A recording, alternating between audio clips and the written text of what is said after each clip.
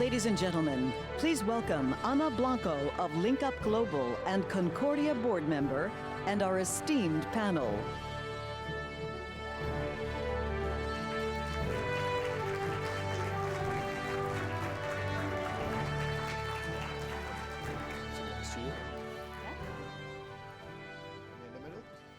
That's good. Perfect.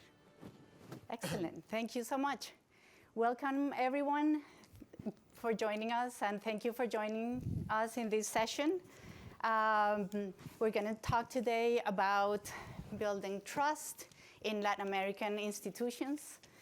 I'd like to start the session by dovetailing into a session that happened here yesterday, next door, actually, when Gallup was sharing with us their most recent data on the opinion of people about the United Nations. While the majority of people believe in the need and the importance of the institution, the disapproval of its performance is staggering. And that data, those numbers, only reflect what other studies have been showing over decades at this point, of the lack of trust of people in their institutions, with governments faring last in many cases. In Latin America, the distrust is exacerbated by inequality, corruption, increasing crime. Luckily, trust is not some unattainable ideal. It is possible to rebuild trust. And trust, actually, by the dictionary definition, is the strong belief, a strong belief in the reliability, trustworthiness, ability and strength of someone or something. So it is possible to influence and to rebuild trust. For that, international cooperation, regional cooperation, and national action is crucial. So I have the pleasure of having this excellent panel with whom in the next 17 minutes, we're going to solve the trust deficit issue for Latin America. No pressure. So I have with me His Excellency Albert Ramdin, Secretary General at the Organization of American States. Congratulations on your recent appointment, Secretary General. Thank you. I have with me His Excellency Manuel Tovar, Minister of Foreign Trade for Costa Rica. Welcome, Minister Tovar. And I have with me Jeremy Browne, CEO of Canning House. Welcome, Jeremy. Let me start with Mr. Albert Ramdin. In the current geopolitical environment, things are shifting. Some of us are trying to make sense of how things are shaping up. The OAS is a platform, a regional platform, and I'd be very grateful if you can share with us, you as an incoming Secretary General, what's your vision for the organization in that context and knowing the distrust that people have in institutions. By the way, I've asked them behind the scenes, please keep your answers brief so we can do several rounds. We like to hear from you several times. And if there's any other person who would like to intervene, please do so. Mr. Ramdin, please. Thank you very much, Anna, and thank you very much for inviting us, the OAS, to share with you. Let me say, you spoke about trust. I trust in the OAS, and I trust in the relevance, the importance, the need for multilateralism, for international cooperation. I am 100% and above behind it. And I'll tell you, the only reason for that is we need each other. In this world we live in, so much interdependency, we need each other, because the most of the problem which we face are cross-border in nature. How you will solve them if you don't talk to each other, if you don't communicate with each other. So there is a need for multilateralism. Having said that, I understand the distrust or the skepticism, as some have said, about multilateralism. And it is like investing in a company and hoping that you will get value for your money back. This is how I look at it. And I think member states have a right, and it's a legitimate right, to ask for that kind of valuation. So what we're going to do is, one, to showcase that multilateralism in the OAS works, that we deliver on the needs, the strategic interests of member states in terms of democracy, in terms of human rights, in terms of governance, in terms of electoral systems, but also in terms of multidimensional security and in terms of integral development. Why I'm saying we're going to showcase this in very clear terms, because I am convinced, and I can tell you with one figure only, that the OAS's activities benefit the hemisphere. Every single country, at least 95% of the countries from the OAS, benefit from the OAS at least 5 to 10 times more than they invest into the OAS.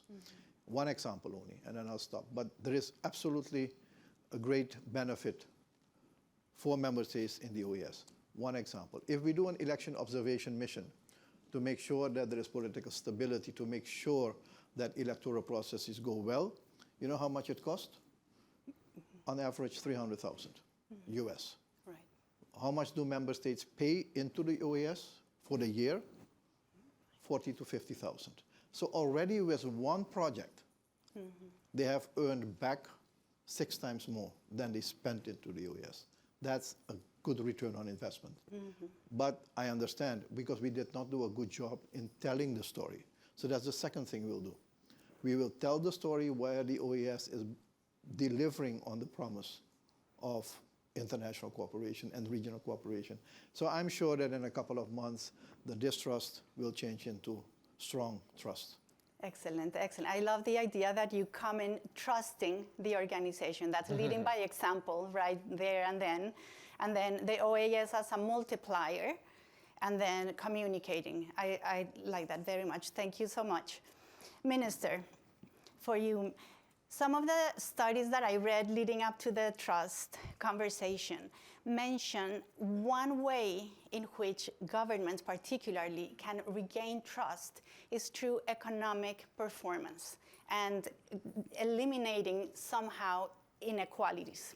From your ministry, would you agree with that recommendation that I found in some of the studies? And if so, how have you seen it in your work? How do you do it? Thank you. It's easy to agree with such a remark, but certainly it's not enough.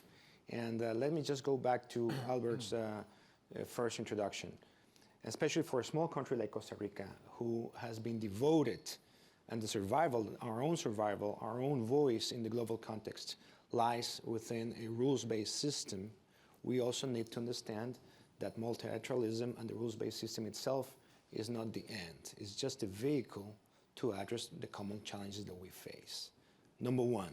Number two, we have to recognize that the system is ill. If we neglect the fact that the multilateral trade system or the UN or whichever IO is delivering as expected, I think that we're not fulfilling the truth. We are living in a context of geopolitical rivalries, erosion of trust. IOs become bloated with bureaucracy, ineffective. They do not respond to their mandate, and there is a clear necessity to review their governance and their performance. So that erodes trust in multilateralism. And if multilateralism erodes, the ones that will pay the consequences are the small ones, the small kids in the class, Costa Rica amongst them. Now, to your question, of course, trade openness, FDI, those have been drivers to create jobs, to bring prosperity to our nations. We moved in my country over the last 3-4 decades from basically a agro export for commodities into a diversified economy in advanced manufacturing, medical devices, semiconductors, and of course, a growing services participation, high value added services. That you can only do with 2 or 3 basic ingredients. One of them, of course, democracy. Democracy provides certainty, predictability. You don't put your money where you don't feel at ease, where you don't feel trusted. Where there's no trust, there's no environment for business. Number 2, of course, strong institutions, predictability, a good judiciary that will settle disputes among businesses and governments. Consistent open trade policy. Open trade brings about investment, innovation, technology, and creates jobs. So I think that in our case, we have proven, and we are an example of how this economic boom that we had over the last 4 decades has brought prosperity, has lifted people out of poverty, and has been a good recipe. But of course, now, as we see the global landscape evolving with an erosion of the same World Trade Organization, an organization that is called to negotiate, doesn't negotiate anymore, it cannot monitor, and it cannot even enforce the rules negotiated by the partners. That's where we have to ask ourselves where to go next. And that's where we're going to see a trajectory towards more regional integration rather than multilateralism. Super interesting. A few points I take from your response is economic development is an ingredient, but it's not enough. And starting by acknowledging the system is broken. We need to start to continue, in your case, building strong democratic institutions, strengthening democracy, and using trade to lift people out of poverty. Thank you so much. Jeremy, the Canning House is an institution which has as a mission to build understanding and relationships between Latin America, the UK, and Iberia. Correct me if I'm missing or if I'm, that's what I understand your mission is. In the current environment, what we have been discussing and acknowledging the lack of trust that is getting worse and worse every year according to the data. How has your mission shifted, if at all, or what are you implementing even more eagerly to ensure that your mission of developing this understanding and relationships is successful? Well, good afternoon, everyone. And you're right, Anna. We were set up, Canning House, in 1943, and we're based in London, and we exist to promote stronger, deeper relations between Britain and Latin America, and Iberia as well.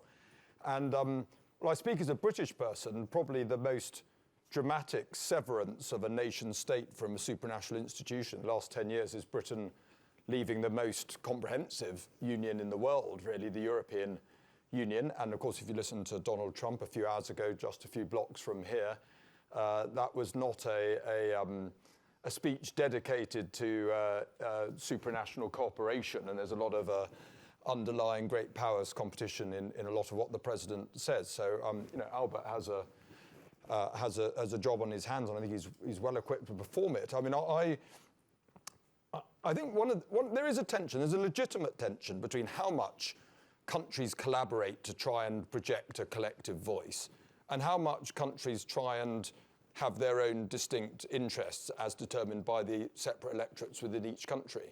I mean, should Uruguay and Guatemala have the same voice? Most people from those two countries never been to each other. I think Latin America generally in global forums probably punches below its weight. It'd probably benefit from having a clearer, more cohesive voice on the world stage. And the OAS is an important actor in that. But of course, there are tensions if you have a spectrum which goes from Presidents Milei and Bukele, are quite different figures in their own right, through Paraguay to Ecuador into the middle, and then Brazil, and Colombia, and then out to Venezuela and Haiti right off the end of the scale. It's quite hard to corral that into a clearly understood world voice. Mm-hmm. And I want to take advantage of that, of your answer, to go back to Secretary General. Can you share with us how do you see this I don't want to call it issue, but this characteristic that Jeremy is elevating, the differences, but at the same time, they need to punch at your weight as a region. How do you see this? Let me start by saying that our hemisphere, the Americas, that is including the Caribbean and North America, is very diverse. Socially diverse, politically diverse, historically diverse, legal systems are different. So you have different regions within one region. And I think we have to respect it, recognize it, but also recognize that the interests are different. what is relevant to South America is not relevant to the Caribbean. What is relevant to the Caribbean may not be of relevance to North America. So in that dynamic, we have to find, we have to navigate between all the different interests, and at the same time make sure that the 4 pillars of the OAS, democracy, human rights, security, and development, are taken care of. Now, how do we do that? In the first place, we realize, and that has been indicated by Jeremy, there is an enormous division in the Americas. There is an enormous divisiveness. It's much more political, but I think we have to recognize also that apart from the challenges which we face between countries, and the political landscape in the coming 12 to 18 months will change in the Americas. 18 elections in 2 years' time, that's 2/3 of the membership of the OAS. We're going to have a lot of work. And things will shift from left to right and so on. So we keep that in mind. But what we need is not to focus only on the challenges. We shouldn't forget those. Yes. But if we only focus on the challenges, on the negative in our agendas, we will not make progress. So what I'm looking for in our own approach is, 1, to strengthen the OAS as a respectable institution with lots more of efficiency and delivery. And for that, we are already in the process of changing the internal structure of the OAS. I'm only 3 months at the OAS at the point, so many more 3 months to come. The second thing we're doing is to focus on, okay, let's develop an agenda where the hemisphere unites instead of divides. There are so many other matters that are relevant in the Americas where member states need to see the benefit of working together, multilateralism, regional cooperation. And we see opportunities. I'll give you 4. And that will bring a degree of stability, certainty, and a future orientation. 1 is we need to connect our Americas much more. Countries need to work much more closer together. We do not know enough of each other, not from a cultural perspective, not from a financial economic perspective. That's 1. That connectivity means digital, sea routes, air routes, tourism, exchange of students, and so on and so on. The second one, and I go very quickly, I take your message serious, to be brief. The second one is the issue about strengthening our economies by working together. That means trade flows to intensify and investment flows. Let's invest in our own region, put up strategic industries and manufacturing sectors. In many areas, there are none. We're not investing in research and development enough. So this is a new area, AI, cyber technology, and all those things we shouldn't wait on others to develop. We should develop ourselves. So you're creating, I call it a more indigenous economy in the Americas. That's the second thing, trade and investment. The last one has to do with how do we strengthen our societies to become more fair, just, and providing opportunity towards the future.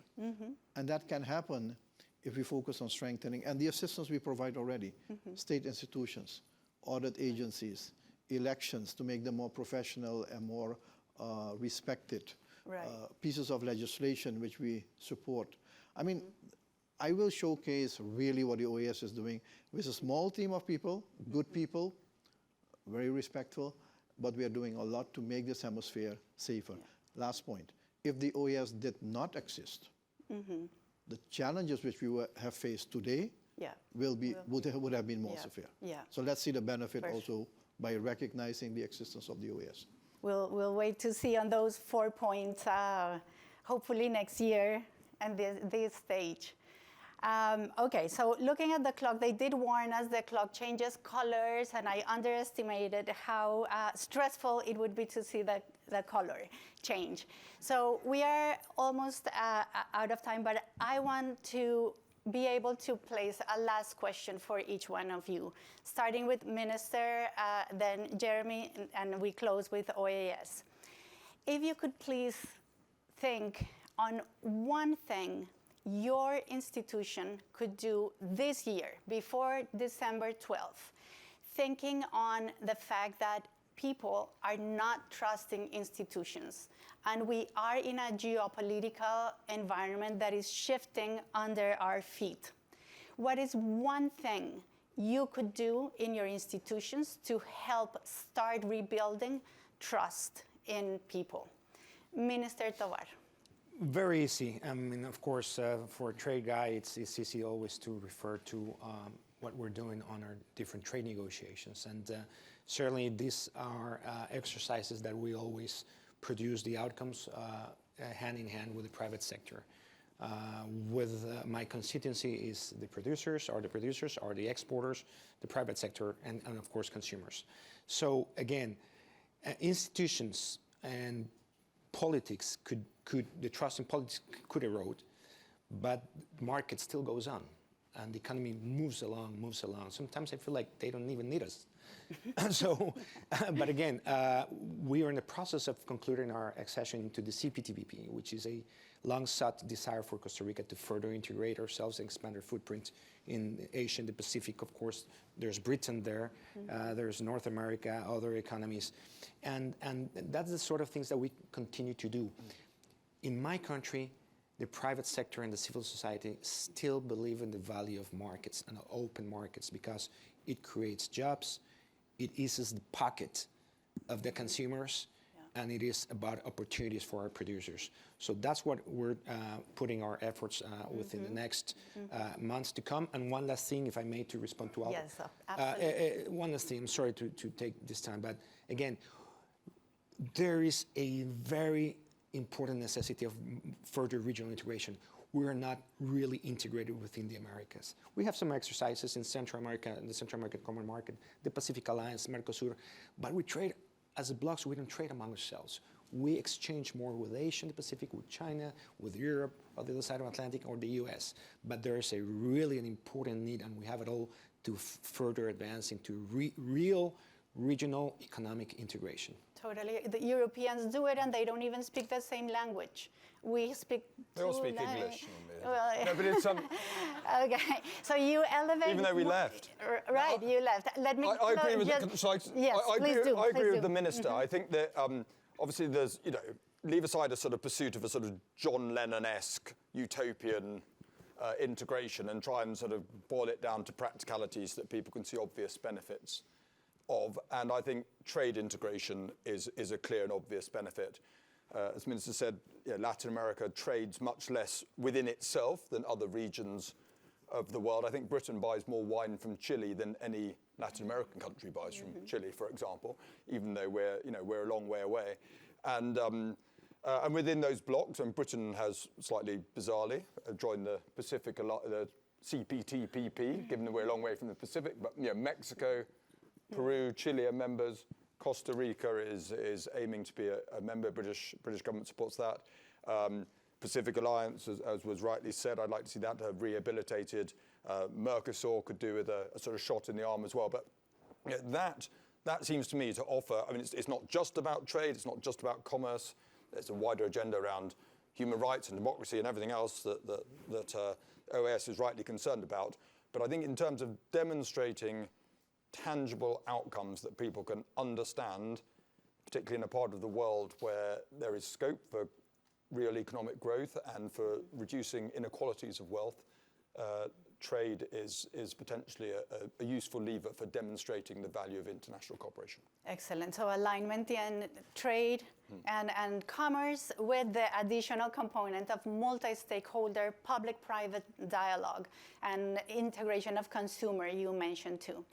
Mr. Ramdin, you have the last word. One thing your organization can do this year to address this trust deficit we find ourselves in.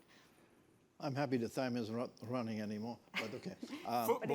Football is a good uniting force. No. It is soccer. Soccer is soccer. So, yes. No, what we want to deliver on before the end of the year is to tell our story, to tell the narrative to the people of the Americas and the politicians and the parliamentarians. I want to convince them that when they spend money in the OAS, it's well spent, and we'll showcase that. But that will create trust, but also understand why it is so important to continue doing this. And I think we will get there. it is a build-up to a longer agenda, which has to do with only two objectives, which have been there since 1948, since the OAS exists: peace and prosperity. That is what the people want. Peaceful environment, a prosperous opportunity to live their life, and for the children. Gentlemen, thank you so much. I wish you, and in the name of Concordia and the Board of Directors, all the luck and all the support from the organization in building trust in institutions. Thank you so much. Thank you.